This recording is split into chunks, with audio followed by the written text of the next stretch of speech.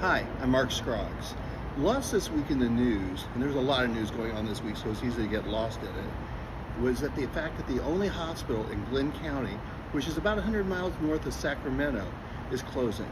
The county only has 28,000 people, but due to Medicaid and Medicare cuts and new regulations, the hospital is going to lose about 40% of their budget. So all they can do is close now.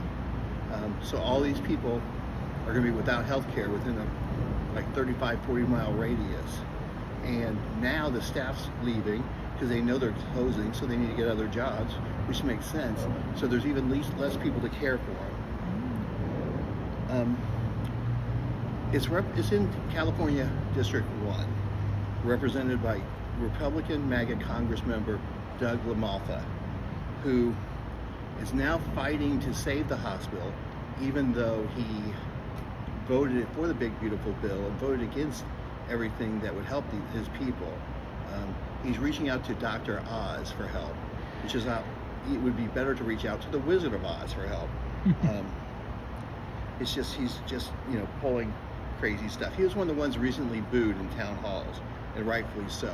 He had his first town hall in 8 years, and he brought up his anti-immigration, his pro-tariff stances, and how he didn't agree with withholding the Epstein files, but you don't see his name on the letter to try to release him.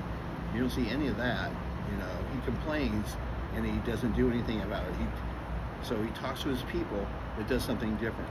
It's kind of like someone who farts, smells it, and says, "Oh my God, it stinks." That's Doug LaMalfa.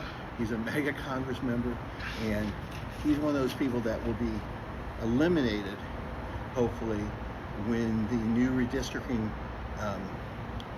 maps are put in.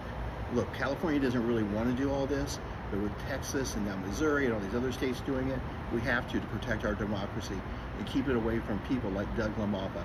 Let him go smell his own farts elsewhere, and let's get rid of one more of Trump's little bitches. So vote yes. Again, vote yes on Prop 50 on or before November 4th. Make sure you're registered to vote and make sure everything's up to date, but please vote yes. We don't need Doug LaMalfa, who's busy complaining about the redistricting in California, but he doesn't really care about it in Texas or these other places. So bye-bye, Felicia.